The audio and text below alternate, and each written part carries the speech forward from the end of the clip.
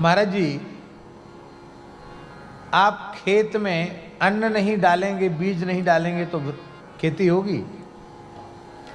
बिना बीज के खेती नहीं होगी। और संत धनाजी महाराज ने जो बीज का गेहूं था उसको बनिया की दुकान पे बेच दिया और उससे घी, बूरा, आटा, दाल, चावल खरीद के साधुओं को जिमा दिया। और अब ध्यान आया कि पिताजी ने जो बीज का गेहूं दिया था वो तो बनिया की दुकान पर बेचकर उसका राशन साधुओं को खिला दिया गया, साधु सेवा में लग गया। अब लौट के जाएंगे और पिताजी कहेंगे कि कहाँ गया बीज का गेहूं, तो घर में कलह होगी। तब मन में सोचा ऐसे ही परिस्थिति को बचा लेना चाहिए। आज भी टोंक जिला में धुवन कला गांव में वो नदी है पहाड़ी, जहाँ की रेत श्री धनाजी ने अपनी बोरी में भरी, बैलगाड़ी में लादी और झूठ मूठ वही रेत भर करके सीताराम सीताराम सीताराम सीताराम कह के पूरे खेत में बोके चले आए।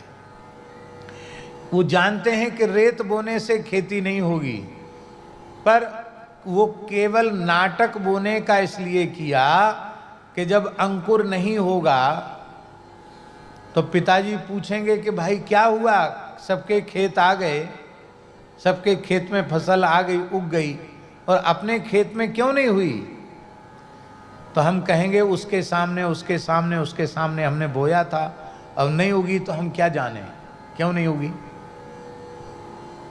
केवल इस निमित्त उन्होंने थोथ लांगूल चलाए, झूठ मूठ का हल चलाया और झूठ मूठ का बोने का नाटक किया और निश्चिंत होके घर पे आ गए कि हमने बोया ही नहीं तो उगेगा ही क्या। और दूसरे दिन ही घर में तांता लग गया लोगों का कि आप लोगों में यहाँ किसान लोग बैठे हैं, कोई खेती करने वाले एक आध कोई हैं? आज बोने से कल उग जाता है क्या? ऐसा तो कभी नहीं देखा सुना गया कि आज बोया वो कल उग जाए। धनाजी आज बो के आए थे और दूसरे दिन इतनी इतनी फसल हो गई, इतना इतना गेहूं हो गया। और आश्चर्य की बात यह थी कि प्रत्येक गेहूं बिल्कुल नाप तौल कर, जैसे किसी ने नाप नाप करके दाना डाला हो। ऐसी सुव्यवस्थित सुंदर खेती। गांव के लोगों ने आकर कहा कि धनाजी कोई चमत्कार सीख आए हो क्या, कोई तंत्र मंत्र की सिद्धि है? हम लोगों को खेती करते करते बुढ़ापा आ गया, ऐसा खेत कभी नहीं देखा, कल ही बोया था, आज कैसे इतनी फसल हो गई? धनाजी सोचे हमसे लोग मजाक कर रहे हैं।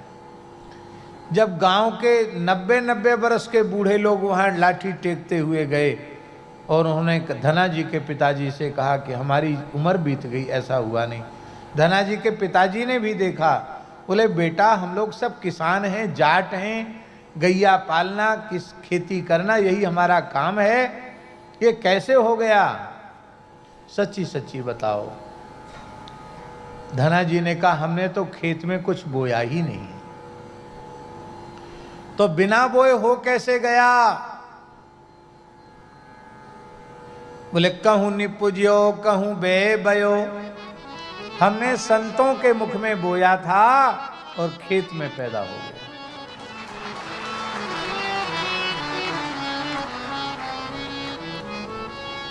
राम राम करके काम धंधा करोगे तो कभी घाटा नहीं होगा। रेत बोओगे तो गेहूं पैदा होगा। पर भगवान को भूल जाते हैं। भगवान को उसी समय याद करते हैं जब कोई घाटा लगता है, जब कोई परेशानी होती है, तब कहते हे भगवान, हे बिहारी जी, हे बांके बिहारी जी, हे राधा रानी, हे गिरिराज बाबा, ये हमारे संग क्या हुआ? हे श्याम बाबा, ये हमारे संग क्या हुआ? अरे भाई, जो सुख में सुमरण करे तो दुख काहे को होए? सुख में सुमरण सब कर, दुख में सुमरण सब करे, सुख में करे न कोई। जो सुख में सुमरण करे तो दुख काहे को होए। खेती करते समय, नौकरी करते समय, व्यापार करते समय, आप लोग यहाँ से घर तक जाएंगे, दिल्ली में जाम बहुत रहता है, एक एक घंटा लोगों को समय लग जाता है पहुँचने में। एक घंटे का कितना मूल्यवान समय बिना किसी से बातचीत किए राम राम राम राम करते करते जाओ, राम राम राम राम करते करते देखो कितना आनंद आता है। आप लोग हमारी बात अन्यथा मत मानना। प्रातःकाल उठने से लेके और ड्यूटी पर जाने तक कितने घंटे का समय नष्ट हो जाता है। उस समय में आप भीतर से भगवान नाम की स्मृति बनाकर रख सकते हैं। मलमूत्र त्याग के काल में स्पष्ट जिह्वा से उच्चारण नहीं करना चाहिए, लेकिन मानसिक नाम जप उस अवस्था में भी हो सकता है। बोलिए हाजी, नहीं हो सकता क्या? निरंतर भगवान की स्मृति। थोड़े दिन सावधान होकर अभ्यास करना पड़ेगा, फिर सहज हो जाएगा, फिर कठिनाई नहीं।